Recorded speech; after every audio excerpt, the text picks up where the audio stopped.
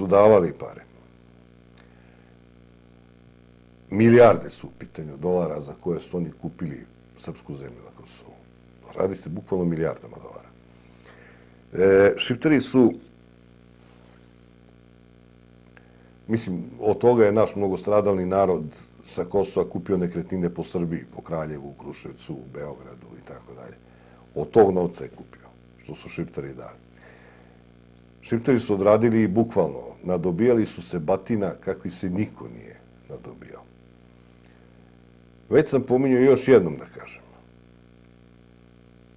Najveće žrtve progona komunističkih nisu ni Srbi, ni Hrvati, ni muslimani. Najveće žrtve su Šiptari. Najviše ih je bilo u zatvorima. Govorim o političkim deliktima, ne lopovskim. U lopovskim su vratno Srbi i Hrvati ispred Šiptara. Ali u političkim deliktima u jednom trenutku između 81. i 86. 25 puta je bilo više Šiptara u zatvoru nego Srba i Hrvata zajedno sa muslimanima. Šiptari su grdno odrobijali Kosmet. Koliko su ih tukli, koliko su ih mučili, to se ne zna. Znači, to je bilo strašno. Odrobijali su ga. Nemojte zaboraviti neki Šiptar koji je hteo da kupi srpsko imanje. Morao od svojih sinova da odabere jednog ili dvojicu da idu da nose drogu. Malji Ibrahim. Da ode da kupi i da zaglavi zatvor sutra. Žrtvuje dete, da ide u zatvor 10 godina da bi porodica stekla pare, kupi neko imanje. To se i dešavalo. Oni su odradili Kosovo. Sad, što mi mislimo da nas epika čuva, care Lazo, sablja Lazareva, sablja Miloševa, glava Lazareva, to čuva Kosovo. Mačku orep. Mačku orep, to su naše potpuno pogrešne predstave o zbivanjima. To je ono kad smo odlepili od činjenica i sad mislimo da će mistika da nam sačuva nešto. To se neće desiti. Naravno, za to vreme su Srbi s Kosova, naš ustanički narod sa Kosova, hrabar narod sa Kosova, oplakao svoju gorku sudbinu toliko da je to strašno. I dan danas plaču po Mladenovcu i Beogradu kako im je teško na Kosovu.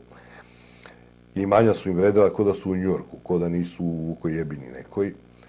I to je tako.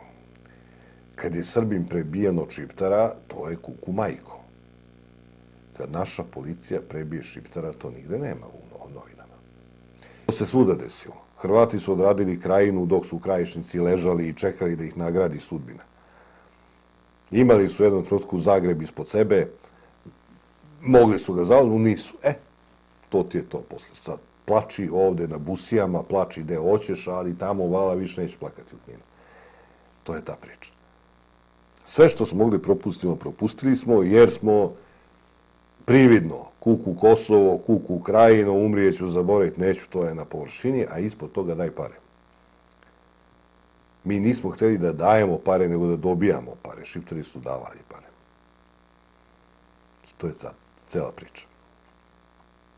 Da me neko ne razume pogrešno, ne navijem ja za Šiptare ni malo. Samo registrujem da nije nepravo, ni pred istorijom, ni pred bilo čime, da onaj ko je podneo veće žrtve dobije veću nagradu. To nije nepravo. Šiptara niko nije plaćao da bude Šiptara.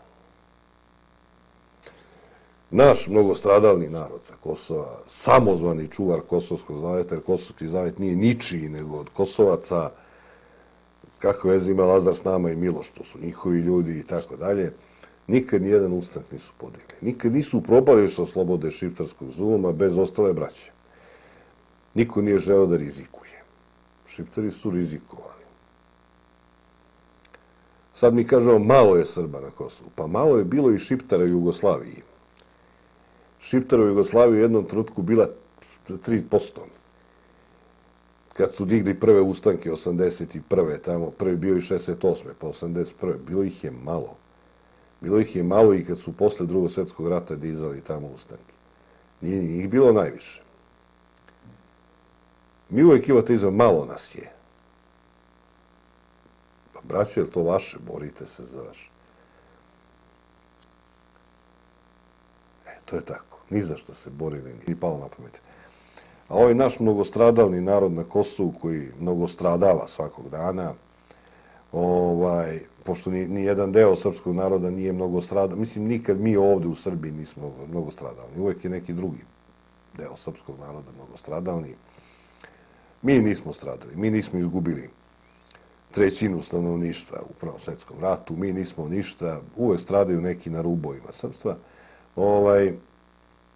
Naš mnogostradalni narod je mnogo više postradao od šiptarskih para nego od batina.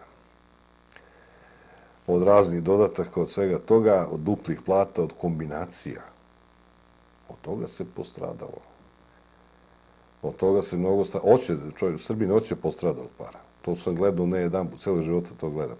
I za nesreću, taj ustanički, slobodarski deo našeg naroda sa Kosova, ti čuvari Kosovskog zaveta, posebno onaj deo koji Kosovski zavet čuva iz Kragovica, iz Beograda, iz Niša, tu se najbolje čuva Kosovski zavet, danas nema snage da još jednom, kao mnogo puta do sada, digne ustanak i izbori se za svoja prava.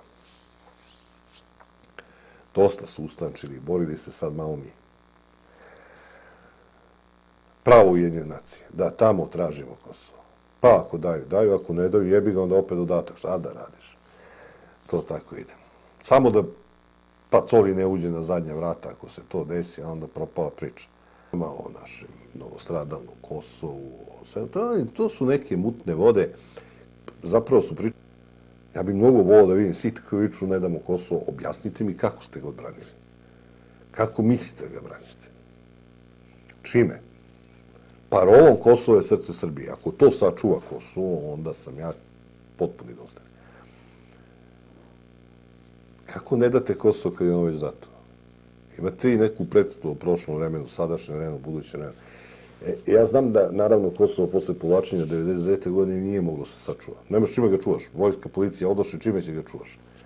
Našim mnogostradalnim stanovništvom sigurno ćemo time sačuvamo Kosovo. To nema veze. Dakle, nije ni naivno.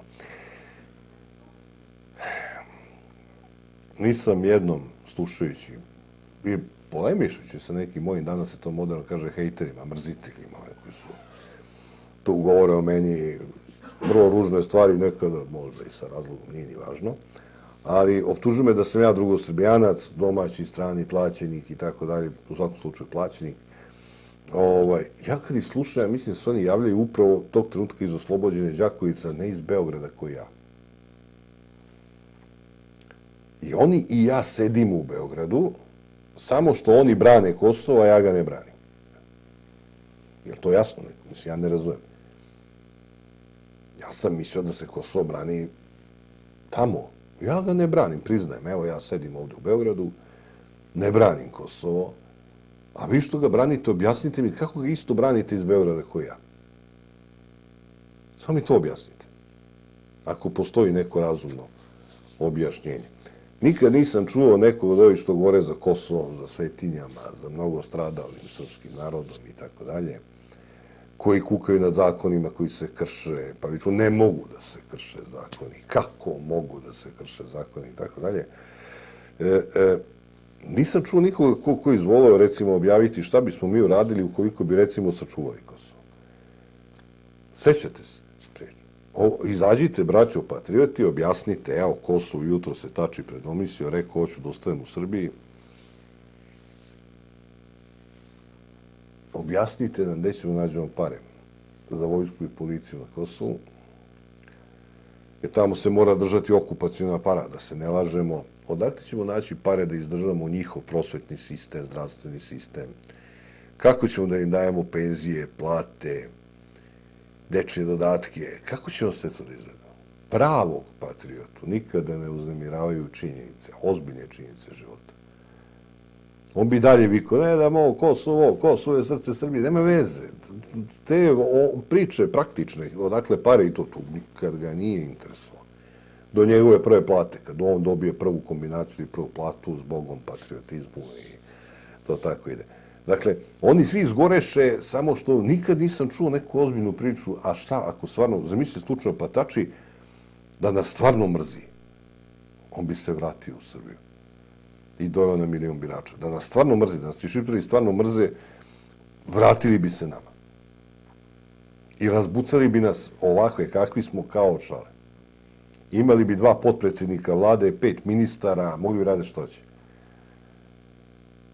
Dakle, smisao za praktična pitanja ni malo ne uznemirava ni jednog patriotu. Milane, šta misliš, to sam pročitao, Maja kaže, kad je Milošević mobilisao policiju i poslao na Kosovo, pričani poznanik najviše muke su imali sa lokalnom srpskom policijom.